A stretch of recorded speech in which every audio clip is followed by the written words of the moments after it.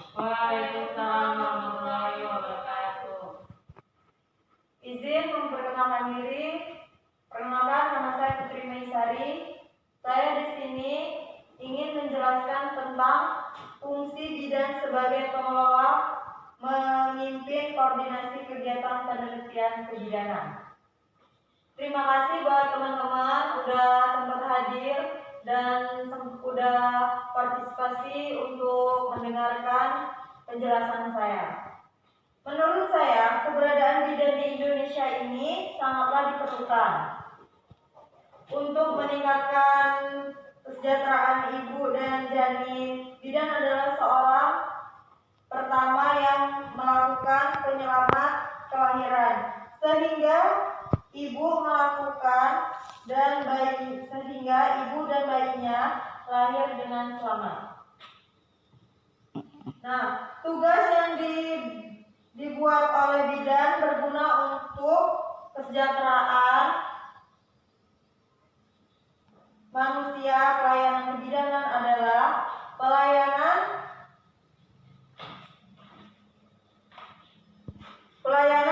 profesional yang merupakan bagian integral dari pelayanan. Nah, sedangkan kesehatan diberikan kepada bidan dalam kurun waktu pada masa reproduksi bayi baru lahir, terus pada pemberian asupan kepada ibu hamil, dan juga peran bidan adalah tingkah laku yang diharapkan oleh orang lain terhadap seseorang sesuai dengan kedudukan dalam sesuatu sistem dari hasil dari Rekernasi ID 2011 kemarin. 4 peran tersebut dikembangkan menjadi 6 peran utama bidan. Nah, yaitu dalam peran bidan itu ada 6, termasuk yang pertama care provider, di mana bidan berperan sebagai pemberi asuhan kebidanan secara komprehensif dan profesional kepada wanita mulai dari masa remaja, pranikah, prakonsepsi, masa kehamilan, persalinan, nifas, dan bayi baru lahir, bayi balita sekolah, premenopause, dan juga kesehatan reproduksi perempuan dan keluarga berencana dengan melibatkan masyarakat sesuai dengan kompetensi kewenangan bidan, di mana bidan memberikan asupan atau pelayanan kepada ibu hamil dan mengecek keadaan ibu hamil, apa perkembangan bayi di dalam kandungan tersebut. Yang kedua, profesi bidan dan sebagai community leader. Nah, di mana bidan berperan sebagai penegak pemberdayaan. Nah, masyarakat dalam meningkatkan kesejahteraan ibu dan anak. Di sini bidan juga berperan sebagai pemberi, yaitu pemberi asupan kepada ibu hamil, kepada bayi baru lahir. Nah, terus penyuluhan dan memanfaatkan potensi daya sumber itu tersedia di masyarakat. Berarti kita harus berkunjung kepada masyarakat, mengetahui kesehatan, bagaimana kesehatan lingkungan kita. Yang ketiga adalah bidan berperan sebagai komunikator atau edukator.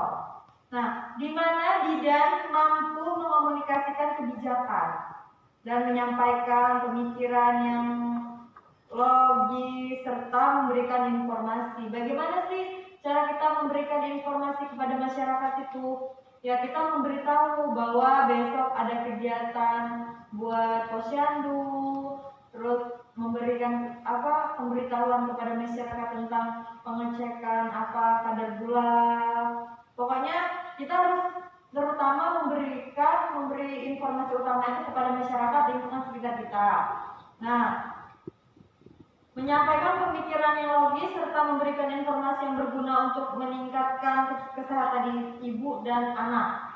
Kita harus memberikan asupan terutama pada ibu hamil.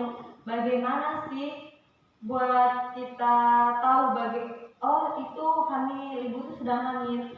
Kita setiap hari atau 1 minggu sekali itu harus kunjungan kepada masyarakat, mengetahui kondisi masyarakat kita.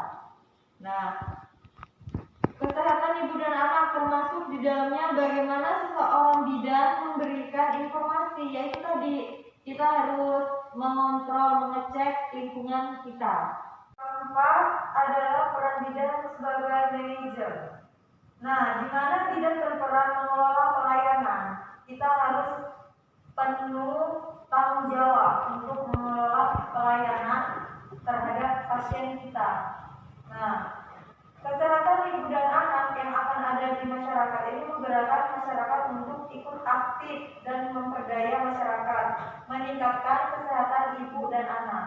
Yaitu tadi kita harus mengontrol, terus mengecek kesehatan anak kita, mengelola pelayanan di tempat kita kerja, mengetahui kondisi pasien. Kita harus bersikap adil terhadap pasien, tahu apa keluhan pasien.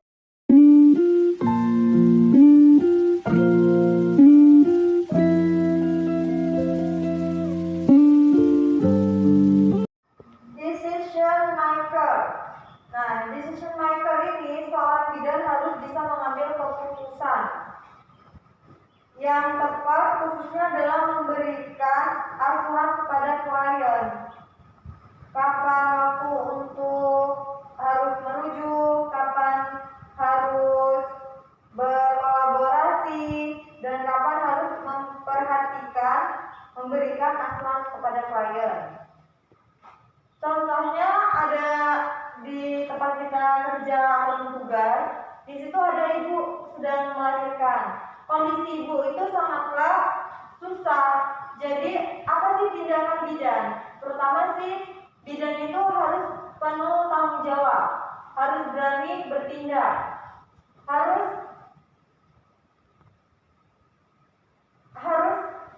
cepat bertindak agar bagaimana kondisi pasien ini selamat. Karena peran bidan sebagai research atau peneliti. Nah, seorang bidan ini harus bergerak aktif. Bagaimana sih keaktifan bidan untuk tentang ingin meneliti seorang ibu hamil. Nah, menghasilkan penelitian terbaru tentang kebidanan. Berarti kita harus meneliti tentang berita baru. Kebidanan itu bagaimana sih? Terus menciptakan asuhan yang komprehensif, meningkatkan derajat kesehatan khususnya kesehatan ibu dan anak. Terutama sih bagaimana kita meneliti seorang ibu hamil, meneliti tentang asupan bayi baru lahir, penumbuhan bayi, perkembangbiakan bayi.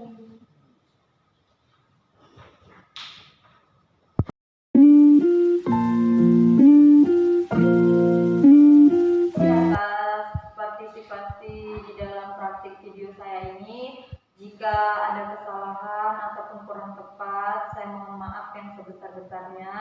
Dan jika ada kata-kata yang sangatlah tidak sopan ataupun tidak layak diucapkan, saya mohon maaf yang sebesar-besarnya. Saya ucapkan terima kasih. Wassalamualaikum warahmatullahi wabarakatuh.